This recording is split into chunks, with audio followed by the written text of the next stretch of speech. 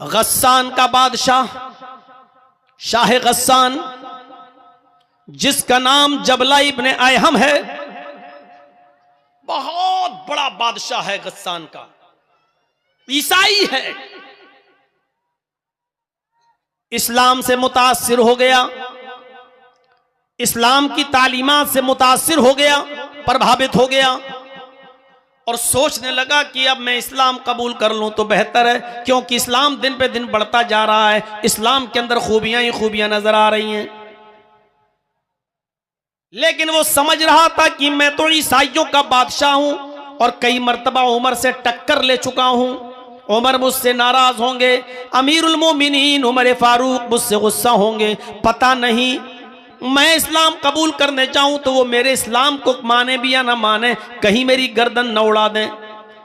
इसलिए शाह गस्सान अपना एक कासिद, अपना एक दूत, अपना एक एलची लेटर लिखकर, खत लिखकर अमीरुल मोमिनीन के पास भेजता है। गस्सान का बादशाह जबला इब्ने अयहम एक लेटर लिखता है और अपने दूत के जरिए, अपने कासिद के जरिए वो लेटर भिजवाता है कि हजरत उमर फारूक से ये पूछो कि शाह गस्सान जबला इब्ने अयहम, गस्सान का बादशाह जो ईसाई है, वो इस्लाम कबूल करना चाहता है, क्या मेरी इस्लाम में एंट्री होगी या नहीं होगी। उसने एक कासिद को भेजा कि अब पता चल जाएगा मेरे कासिद के साथ उमर क्या सलूक करते हैं, मेरे भेजे हुए दूत के साथ उमर क्या सलूक करते हैं। अगर अच्छा सलूक किया तो ठीक, मैं इस्लाम ले आऊंगा, और नहीं तो फिर मैं ईसाई बना रहूंगा। जब वो कासिद, वो दूत हजरत उमर फारूक के पास आया और अमीरुल मोमिनीन को वो लेटर दिया, हजरत उमर ने उस लेटर को पढ़ा और पढ़ने के बाद उसी लेटर पर जवाब लिखवा दिया कि तुम फौरन चले आओ और इस्लाम कबूल कर लो। इस्लाम कबूल करने के बाद तुम्हारे ऊपर कोई नुकसान नहीं है, तुमसे कोई इंतकाम नहीं लिया जाएगा, तुमसे कोई बदला नहीं लिया जाएगा। शाह गस्सान ने जब जबला इब्ने अयहम ने ये लेटर पढ़ा तो बड़ा ताज्जुब करने लगा कि हजरत उमर फारूक रज़ियल्लाहु ताला अन्हु ने इतनी आसानी के साथ मेरे इस्लाम कबूल करने की बात मान ली और पुरानी दुश्मनी सब भूल गए। उसको हजरत उमर की ये सादगी पसंद आई। उसने अपने 500 घुड़सवारों को लिया, 500 साथियों को लिया और अपने घोड़ों पर बैठकर वो मदीने की तरफ सफर करने लगा। अपने साथियों के साथ जैसे ही मदीने आया तो हजरत उमर फारूक का शहर मदीना आने से पहले उसने एक जंगल के अंदर खेमा डाला, एक जंगल के अंदर पड़ाव डाला और यहाँ आने के बाद रुक गया और यहीं से उसने खबर भेजी कि मैं आ चुका हूँ, अब मैं आपसे मिलने आऊँ या नहीं आऊँ। हजरत उमर फारूक ने उसको इजाजत दे दी कि जब तुम आ ही चुके हो तो अब शौक से तुम मदीने के अंदर दाखिल हो जाओ। हजरत उमर ने अपने सहाबा को भी लगा दिया कि इन मेहमानों की अच्छी तरीके से मेहमान नवाजी करना। वो शाह गस्सान बेहतरीन मुकुट और ताज पहने हुए, दोनों तरफ उसके डायमंड हीरे लगे हुए, कीमती हीरे लगे हुए हैं, कबूतर के अंडे के मानिंद कीमती हीरे जड़े हुए ताज पहनकर वो ईसाइयों का बादशाह, गस्सान का बादशाह जब मदीने में अपने 500 साथियों के साथ दाखिल होता है तो हजरत उमर फारूक ने इस काफिले का बहुत स्वागत किया, बहुत अच्छी खातिर मदारात की और इनकी मेहमान नवाजी की और कलमा पढ़ाकर उसको इस्लाम कबूल करवा दिया। वो मुसलमान हो गया। शाह गस्सान ईसाइयों का बादशाह, वो मुसलमान हो जाता है। जो चीज मैं आपको बताना चाहता हूं वो सुनते रहिए नौजवानों। ये तकरीर मेरी आज की और दूसरी जगहों की तकरीरों से बिल्कुल अलग है, बिल्कुल अलग हटकर है। ये वाकयात मैंने आज तक किसी और तकरीर में अपनी 20-22 साल की जिंदगी में तकरीरी दौर में नहीं बताए, जो आज मैंने आपके सामने ये रखा है। वो शाह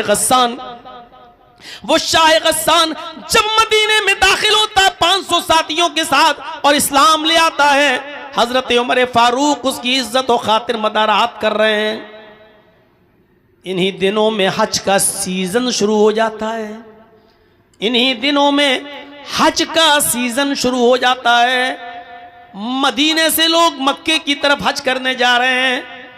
हजरत उमर फारूक ने शाह गस्सान से जबला इब्ने अयहम से कहा कि क्यों ना, आपको भी हज का मौका मिल रहा है, तुम भी चलो और तुम भी हज कर लो, हम लोग जा रहे हैं हज करने के लिए। आए गस्सान के बादशाह, तुम्हें भी हज मुबारक हो और मैं चाहता हूं कि तुम भी मेरे साथ हज करने के लिए चलो।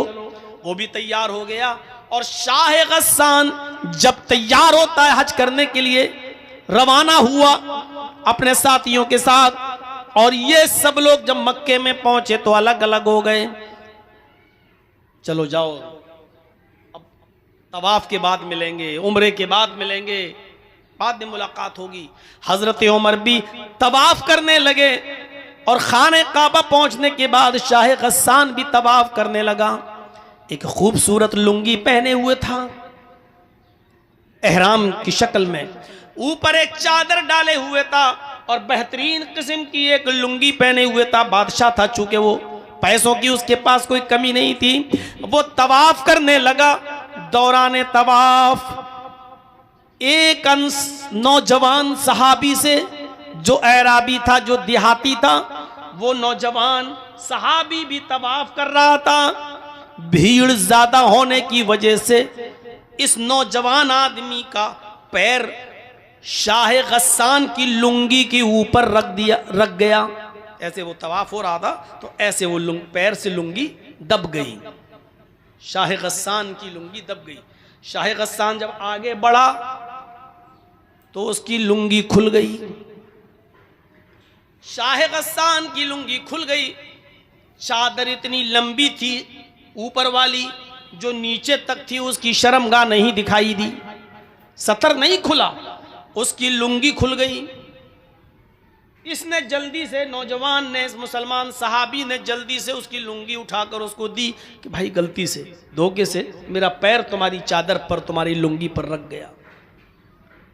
शाह गस्सान ने देखा एक गरीब आदमी जिसके एहराम में पैबंद लगे हुए हैं, जिसके कपड़े में जोड़ लगे हुए हैं, इस कमीने ने, इस कमबख्त ने मेरी लुंगी को अपने पैर से दबा दिया।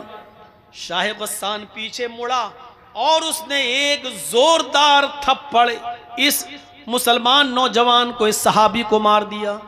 देखो उस लड़के को रोको तो लाल लाइट मार रहा है। यही माँ बाप ने सिखाया है। इतने इतने से बच्चे हैं, इनको ये भी नहीं मालूम लाइट कहाँ मारी जाती है।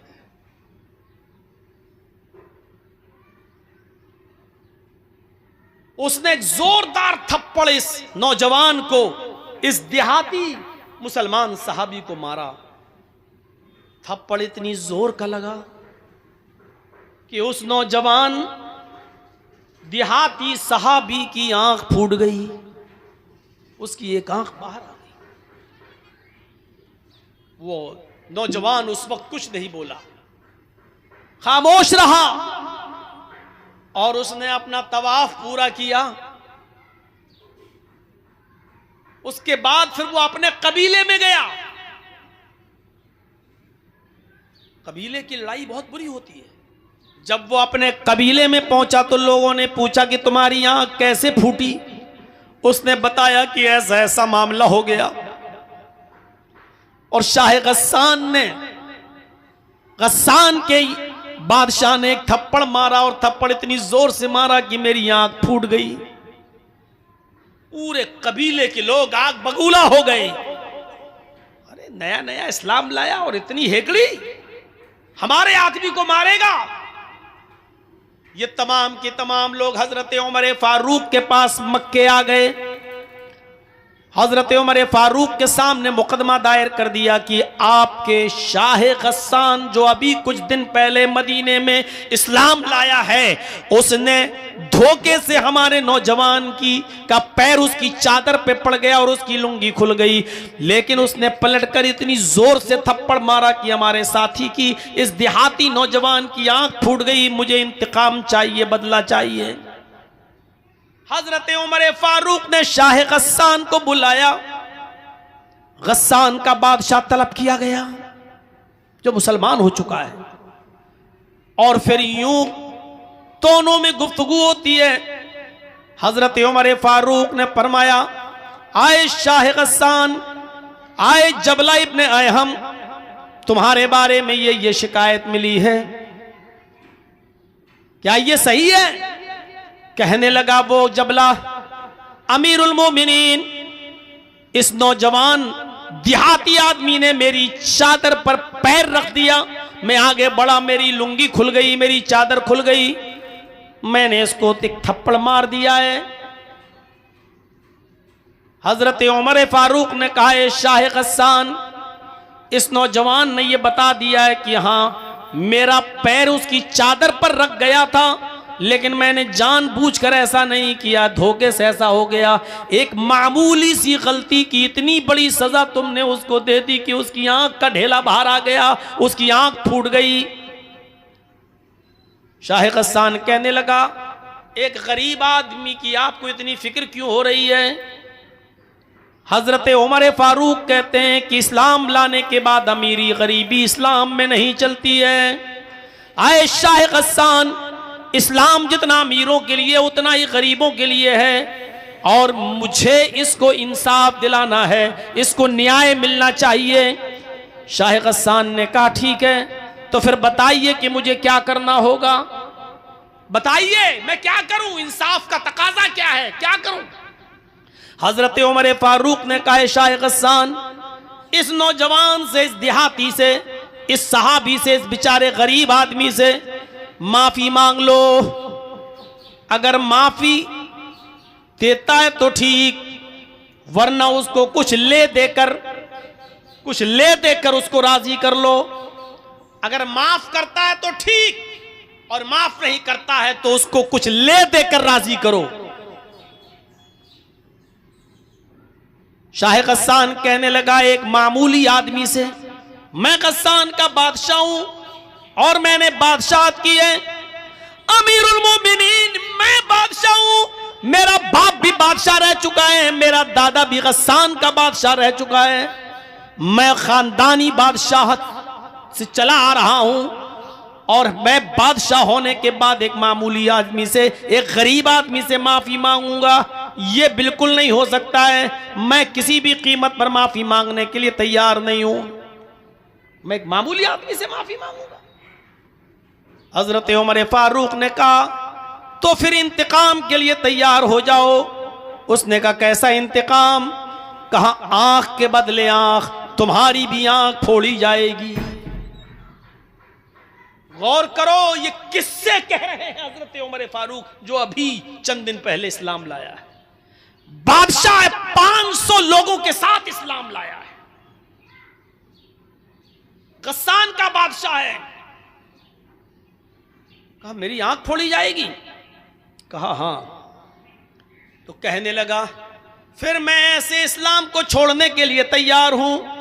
आए अमीरुल मोमिनीन, जिसमें अमीरों का ख्याल न रखा जाए, जिसमें बादशाहों की बादशाहत का भी ख्याल न रखा जाए, जिसमें उनकी इज्जत और तौकीर का ख्याल न हो, तो ऐसे इस्लाम को फिर मैं छोड़ दूंगा।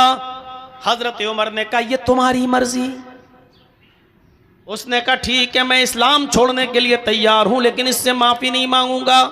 हजरत उमर फारूक ने कहा, अगर इस्लाम छोड़ते हो तो याद रखना, मुर्तद की जो सजा है इस्लाम में वो मैं तुम्हें दूंगा, और मुर्तद की सजा यह है कि इस्लाम जो नहीं लाया वो तो चैन के साथ है, वो तो सुकून के साथ है, लेकिन इस्लाम लाने के बाद फिर इस्लाम को छोड़कर किसी और मजहब में कोई जाता है तो फिर इस्लाम में उसकी सजा है कि उसकी गर्दन उड़ाई जाए। अगर तुम इस्लाम को छोड़ने का इरादा बना रहे हो तो फिर मैं तुम्हारी गर्दन उड़ाने के लिए तैयार हूं। अभी तो आंख फुड़वा लो, तुम्हारा मामला बन जाएगा, आंख के बदले आंख। और अगर इस्लाम को छोड़ने की धमकी दी तो मुर्तद की सजा यह है इस्लाम में कि उसकी गर्दन उड़ा दी जाए, मैं तुम्हारी गर्दन उड़ा दूंगा। वो चारों तरफ से फंस गया।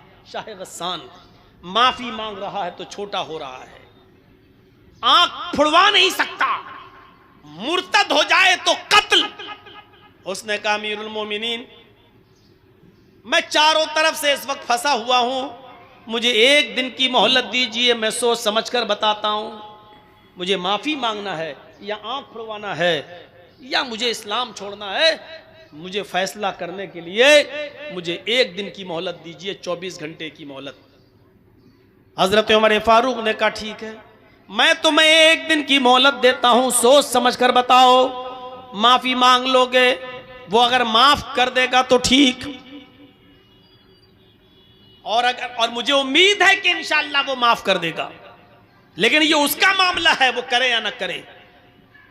ले दे के मामला बना लो, जितने में वो तैयार हो जाए। इस पे भी नहीं बनता है तो फिर आंख फुड़वाओ, कोई एक फैसला, जाओ मैं तुम्हें एक दिन की मोहलत देता हूं। वो अपने बस्ती में गया जहां रुका हुआ था 500 आदमियों के साथ, और उन लोगों से कहता है कि ऐसा ऐसा मामला है, इस इस्लाम में हमारी कोई इज्जत नहीं है, तौकीर नहीं है, हमको गरीबों के साथ लाके बिठा दिया गया और कहा कि इसको बदला दो, लिहाजा रात की तन्हाई होने दो, जब सारी दुनिया बेहोशी में सो रही होगी उस वक्त हम 500 आदमी यहां से फरार हो जाएंगे। लिहाजा जैसी रात की तारीकी हुई, रात का अंधेरा आया और सब लोग ख्वाब गफलत में बेहोश होकर जब सोने लगे, तो शाह गस्सान जबला इब्ने अहम अपने 500 साथियों के साथ रात के अंधेरे का फायदा उठाकर भाग गया और वो गस्सान पहुंच गया। मेरे प्यारे साथियों, हजरत उमर फारूक ने उसकी कोई परवाह नहीं की। 500 लोग चले गए चाहे, लेकिन इंसाफ का मर्डर नहीं होना चाहिए, अदल बाकी रहना चाहिए। इस्लाम की तालीम यही है कि इंसाफ कायम रहे। एक गरीब आदमी को, एक गरीब नौजवान को भी इंसाफ मिलना चाहिए। हजरत उमर फारूक ने कहा, नौजवान वो गया 500 आदमियों को भी ले गया, कोई परवाह नहीं। अल्लाह का शुक्र है कि मैंने अदल को बचाया, मैंने न्याय को बचाया, मैंने इंसाफ को बचाया। मेरे भाइयों, ऐसा अदल करने वाला अमीरुल मोमिनीन हजरत उमर फारूक जैसा शख्स क़यामत के दिन अर्श के साए में होगा। ऐसे ही लोगों के बारे में अल्लाह के नबी ने फरमाया कि 7 किस्म के लोग क़यामत के दिन अल्लाह के अर्श के साए में होंगे। उस दिन अल्लाह के अर्श के साए के अलावा कोई दूसरा साया नहीं होगा। अल इमामुल आदिल, पहला शख्स अदल इंसाफ करने वाला, हुक्मरां, हाकिम वक्त, अमीर, जो घर का भी जिम्मेदार हो। कबीले बनु मखजूम की एक औरत जिसका नाम फातिमा था, चोरी में पकड़ी गई, अल्लाह के रसूल के पास लाई गई। नबी अकरम सल्लल्लाहु अलैहि वसल्लम ने फरमाया, इसकी चोरी इतनी ज्यादा है कि हद को पहुंच रही है, इसका हाथ काट डालो। लोगों ने कहा, अमीर घर की है, बड़े ऊंचे और इज्जतदार घराने की औरत है, अगर इसका हाथ कट गया तब तो नाक ही कट जाएगी उस खानदान की, उस कबीले की। नबी अकरम के सबसे करीबी और सबसे चहीते सहाबी हजरत उसामा के पास सिफारिश के लिए भेजा गया उसामा को कि आप अल्लाह के रसूल के बहुत करीबी लोग हैं, करीबी हैं, आप नबी से सिफारिश कीजिए, शायद अल्लाह के रसूल आपकी बात मान जाएं और उस औरत का हाथ ना कटवाएं। अल्लाह के रसूल ने उसामा से कहा, आए उसामा, अतशफाउ फी हद्द मिन हुदूदिल्लाह, फी हुदूदिल्लाह, क्या तुम अल्लाह की हदों में से एक हद के लिए सिफारिश करने आए हो? ये अल्लाह की कायम करदा हदें हैं और तुम कहते हो कि मैं उस औरत को छोड़ दूं? ये सजा मोहम्मद ने नहीं, मोहम्मद के रब ने नाफिज की है। पहले जमाने के लोग इसीलिए बर्बाद हुए क्योंकि उनके अमीर जब कोई गलत काम करते थे तो उनको छोड़ दिया जाता था, और उनके ज़ईफ और कमजोर लोग जब कोई गलत काम करते थे तो उनको सजा दी जाती थी। नहीं, इस औरत का भी हाथ काटा जाएगा, तुम्हारी भी सिफारिश नहीं मानी जाएगी। अल्लाह के रसूल ने सिफारिश रिजेक्ट कर दी उसामा की, और उस औरत का, बनु मखजूम के लड़की का, औरत का हाथ काट डाला गया जिसका नाम फातिमा था। जब उसका हाथ कट गया तो अल्लाह के नबी सल्लल्लाहु अलैहि वसल्लम ने फरमाया, लौ अन्ना फातिमा बिन्त मुहम्मद सरकत लक़तअतु यदहा, अगर फातिमा मुहम्मद की बेटी ने चोरी की होती और आज चोरी में वो भी पकड़ी जाती तो आज फातिमा का हाथ भी काटने से मुहम्मद रसूलुल्लाह को कोई नहीं रोक पाता, इसलिए कि ये अदल का तकाजा है और ये सजा अल्लाह तबारक व तआला की तरफ से नाफिज की गई है। ये सजा मोहम्मद रसूलुल्लाह की बनाई हुई नहीं है। अगर आज इस औरत की जगह पर मोहम्मद की अपनी बेटी भी चोरी में पकड़ी जाती तो जमाना देखता, दुनिया देखती कि मोहम्मद अपनी बेटी फातिमा का भी हाथ कटवा देता। ये है अदलो इंसाफ। और जिस कौम में अदलो इंसाफ नहीं है, समझ लो अर्श के साए में उनको जगह नहीं मिलेगी। चलिए अब थोड़ा सा और आगे बढ़े। पहली चीज हो गई है अदलो इंसाफ करने वाले लोग। दूसरा कौन? वशाबुन नशा फी इबादत रब्बिही। दूसरा वो नौजवान जो अपने रब की इबादत में लगा हुआ है, अपने रब की इबादत में। उसने सब कुछ भुला दिया अपने रब की इबादत। नौजवान शाबुन नशा फी इबादतिल्लाह। इसका मतलब क्या है? अल्लाह ताला को जवानी की इबादत ज्यादा पसंद है। बुढ़ापे में तो सभी इबादत करने लगते हैं। बच्चों की शादी हो गई, अब सब हो गया, अब जा रहे हैं हज करना है, सबसे निपट गए, अब चलो हज करें। अब हज करके आए तो अब अल्लाह अल्लाह करने पहुंच गए मस्जिद में। पूरी जवानी तो खुराफातों में गुजार दी। अब जब 2-3 साल के मेहमान रह गए, खूसट बुढ़े हो गए, सही से जबान चलती नहीं है, हाथ पैर उठ नहीं रहे, अब जा रहे हैं अल्लाह ताला की इबादत करने। मैं ये नहीं कह रहा हूं कि ये इबादत अल्लाह को पसंद नहीं, लेकिन नौजवानी की इबादत ज्यादा पसंद है।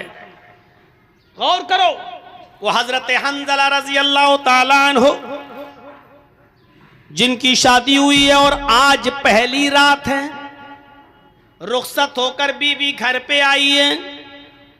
आज शादी हुई, आज पहली रात है, शौहर अपनी बीवी के साथ, हंज़ला अपनी बीवी के साथ सो रहे हैं।